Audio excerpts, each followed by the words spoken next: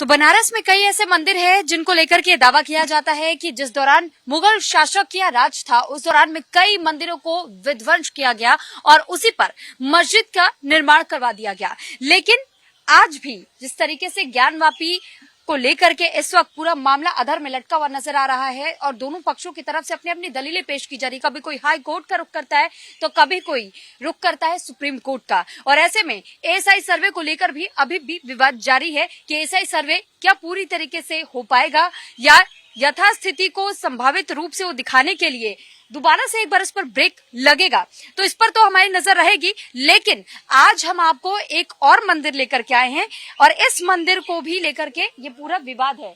ये तस्वीरें हम आपको दिखा रहे हैं। ये जो तस्वीर आप देख रहे हैं ये इतने ऊंचे शिवलिंग की, इस तस्वीर को अगर आप देखेंगे और जानना चाहेंगे तो हम आपकी जानकारी के लिए बता दें, दरअसल ये मंदिर है लाट भैरव का, जिसे कि अष्ट भैरव के नाम से भी जाना जाता है। और कहा यह जाता है कि जिस तरीके से देखिए ज्ञानवापी की लड़ाई अदालत में चल रही है तो वहीं दूसरी तरफ लाट भैरव को लेकर भी कई मामले हैं जो कि लगातार तूल पकड़ते रहे हैं। 2022 में इसको लेकर के एक अर्जी भी दाखिल की गई थी कोर्ट में और उसके बाद से आज इस मसले को लेकर के अभी भी ये मामला पूरा अधर में ही लटका हुआ है, यानी कि अभी तक इस मामले को लेकर के कोई फैसला सामने नहीं आ पाया है। आप इस शिवलिंग पर गौर करेंगे तो आपको भैरव बाबा की तस्वीर जरूर नजर आएगी।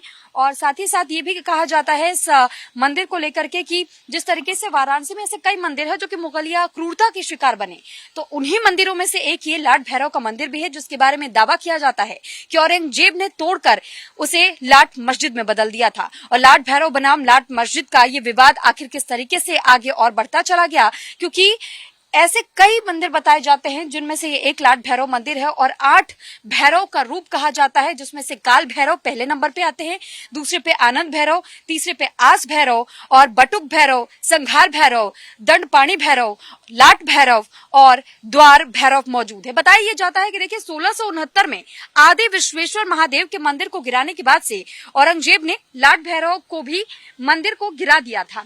ये तो उसका एक बस परिसर हम आपको दिखा रहे हैं जिसको ढहा दिया था, लेकिन सिर्फ ये जो आप इस वक्त शिवलिंग देख रहे हैं ये शिवलिंग यहाँ पर वो खंडित नहीं कर पाया और उसके बाद बस इस परिसर को घेरने का काम हिंदू पक्ष की तरफ से किया गया है और इसी की मांग की जा रही है कि जल्द से जल्द इस पूरे परिसर को भी हिंदू पक्ष को सौंप दिया जाए, क्योंकि हिंदू पक्ष ने इस मामले को लेकर भी दावा किया। और हरिहर पांडे की तरफ से जहां काशी विश्वनाथ के मामले में 1991 एक्ट को लेकर के एक अपील दाखिल की गई थी और ठीक उसी प्रकार हरिहर पांडे ने ही लाट भैरव मंदिर को लेकर भी अपील की है कि ये जो पूरा परिसर है ये मंदिर का परिसर है। और अगर आप इधर गौर करेंगे तो आपको ये मस्जिद की दीवारें नजर आएंगी। कहा यह जा रहा है, हिंदू पक्ष की तरफ से दावा यह किया जा रहा है कि जिस दौरान 1669 के दौरान आदि विश्वेश्वर महादेव के मंदिर को गिराने के बाद से औरंगजेब ने लाट भैरव मंदिर को गिराया और उसके बाद इसी कर्मचारियों को खुश करने के लिए ही मस्जिद बनवा दी थी। और साथ ही ईसाई मिशनरी और इंडोलॉजिस्ट M.A. शेरिंग के मुताबिक मंदिर गिराने के बावजूद भी स्तंभ को औरंगजेब ने बरकरार रखा था, क्योंकि यहाँ पर एक स्तंभ है, उस स्तंभ को भी हम आपको दिखाएंगे। और ये कहा जाता है कि उस स्तंभ को नहीं हटाया गया था औरंगजेब की तरफ से, क्योंकि उसने उसे सिर्फ साजो के सामान की तरह देखा था कि जिस तरीके से सजावट की जाती है। और उसी के लिहाज से ये बताया जाता है कि 1670 में इस ढांचे के 35 फीट ऊंचे होने का जिक्र किया गया था, जो शिवलिंग हमने आपको दिखाया। लेकिन अब वो ढांचा महज 35 फीट से घट करके जिस तरीके से ये ढांचा कम हो गया है। तो ये भी बताया जाता है कि 1707 में औरंगजेब की मौत के बाद हिंदू समुदाय ने वाराणसी के शैव पहचान को दोबारा जिंदा करना शुरू किया था और उसके बाद से ये लड़ाई आज भी जारी है। और ये कहा जाता है कि किसी भी तरीके से ये उन तमाम परिसरों को वापस से उस सनातनी धर्म के जो संरचनाएं हैं उन संरचनाओं को दोबारा से जीवित करने का एक प्रयास है और उसी प्रयास के तहत में दोबारा अदालत का दरवाजा खटखटाया गया है। लेकिन अगर आप यहाँ देखेंगे तो उसके ठीक सामने कूप भी आपको नजर आएगा, जैसे कि ज्ञानवापी में भी कूप का जिक्र किया जाता है।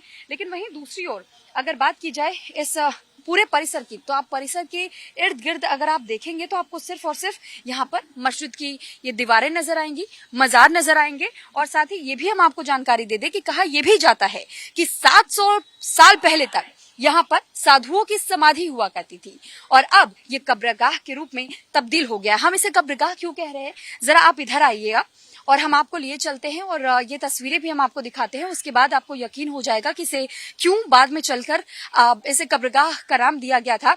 जरा आप इन तस्वीरों पर गौर कीजिएगा कि ये पूरा ये मंदिर का परिसर है और मंदिर के परिसर के ठीक सामने अगर आप इस तरफ देखेंगे तो इधर आपको वो कब्रगाह भी नजर आ जाएगी।